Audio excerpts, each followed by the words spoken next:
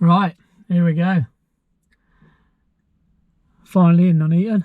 I'll tell you what I've been doing. I haven't been on a walk. I'm going to come clean to you. I've been on the streets of Nottingham, sleeping rough for 4 days now.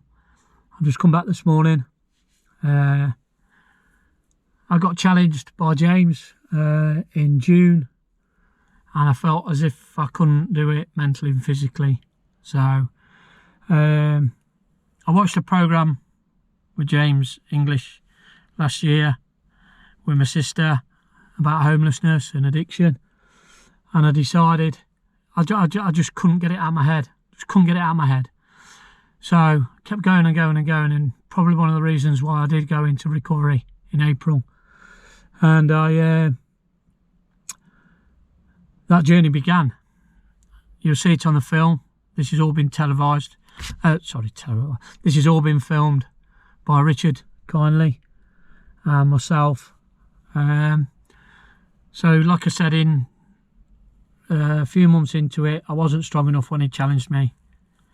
I then went on to another relationship which broken up, and I started to get stronger. I started to feel that, you know, I could do this. So I set about, I told a few people, a few individuals, told my son, a few other people, didn't tell everybody, just told them I was going for a walk. I ain't been walking nowhere. Well, I have been walking, but not where you think. So I started off on Wednesday, got a camera and a film crew, film crew, one person filming, and I basically headed into the streets of Nottingham for a few reasons. One of the reasons was to say goodbye to my addiction, of which is done. The second reason was for my children, which is, hopefully they'll see this. Kai knew about it. Lil didn't. I was too upset to tell her. The third reason was to highlight it and really see how it is. You know, I've never been homeless. I've always been fortunate enough to have somewhere. Anyway, cut a long story short, I went out onto the streets. I seen the problems.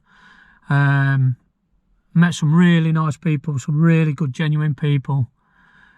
I did meet some shady individuals, but I tried to keep away from them, as I'm going to try and do for the rest of my life.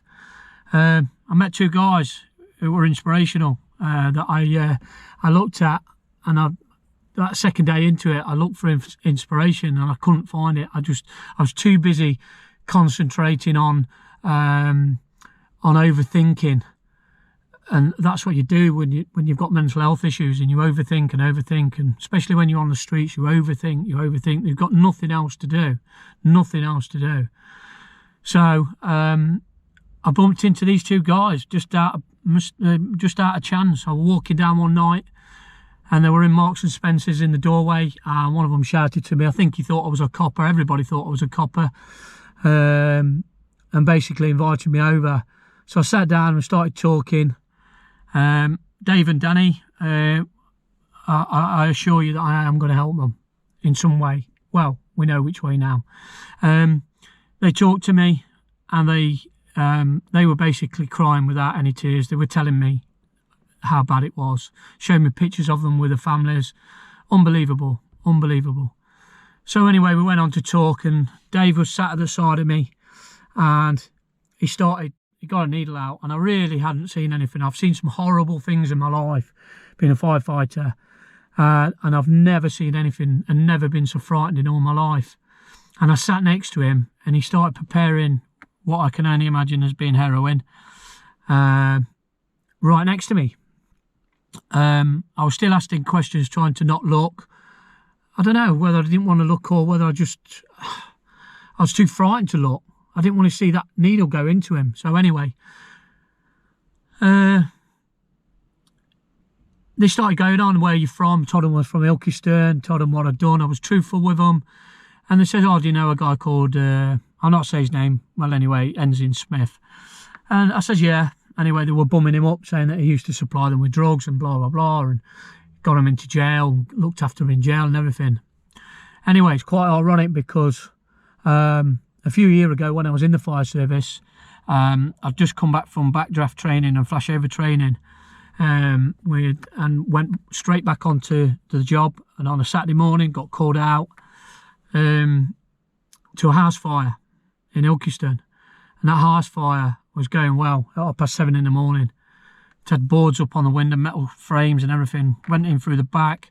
Very experienced sub-officer Ian Barlow, very good friend of mine, most respected firefighter in the county. And he said, go steady, Sean, go steady, go steady. There were bikes everywhere, there was everything hoarded everywhere. So me and John Rice went upstairs, top of the stairs. Rice said to me, Sean, my back's burning. And I basically said, I'm all right, I'm fine. And he said, no, something's not right. There were two firefighters up on the right-hand side of us in a small alleyway thing upstairs, a small landing. So anyway, cut another long story short, he pulled me down and Ian Barlow shouted to me, get down, get down, get down. Something just happened. Next minute it flashed over right over the top of my head, and Ringo just pulled me down. Saved my life, literally saved my life, saved both of our lives. We would have been dead straight away. So here's I'm listening, the moral of the story is I'm listening to somebody who'd got them onto drugs and was basically killing them and nearly killed me and my friends. So I talked to him for a while, and I went back and I sat on my own and I thought that's the inspiration that I needed. And that inspiration then come in the fact that I thought, what can I do? What can I do? And I asked them before, what can we do? What's the answer? I didn't know what the answer was. I was too busy trying to survive. And that answer is help and listen. So I've been talking to a member of what's called a drug hub, which basically means it basically means it's going to be set up. The first one's going to be set up in Nottingham, and the next one's going to be set up in Coventry as we speak, if they do what they say they're promising. And the drug club basically means that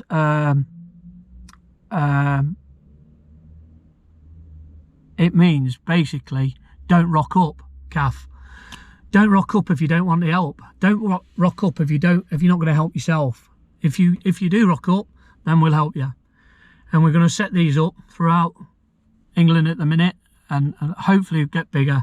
But they're going to help people. They're going to be a one-stop shop for people to come in and to want to get the help. So we'll get the right help in, the right advice, and the right people to talk to. We've got some connections, and we're going to do it. So that's the plan. So that's the inspiration that I got from it, and it's going to work. I'm going to make sure it works, and we're going to help them get to that stage where I'm at now, where I'm ready to go on my own and start living my life. Addiction's gone. The bad people in my life have gone. The negativity's gone. It's about looking to the future. So, and that's it really. I'll not take more of your time up, but yeah. So I'm hoping I've said everything, but basically I needed to do it for some reasons, and it's answered every reason. And I've done it. So you watch the film. It should be about 4 weeks. We go through YouTube, and I've got involved who are very interested, who have been there and done it. We're going to start to pay these people back, and on a reward scheme. So they're going to get paid for what they do and what they put in, so they can support their families and not have these problems. And I'll make sure that happens, and I'll make sure I've already sent an email out to the board that this is going to happen. This is going to happen. So the money that comes in is going to be distributed throughout the people that are going to help, and to keep the families and keep them nice and keep them having nice things. So that's all from me. I'm going to go and do this walk for a lovely couple, Lee and Lee. First time I've seen them in a little while. So yeah, 3 mile, nothing. 3 mile, nothing. Okay, all right, okay. Thank you, bye-bye.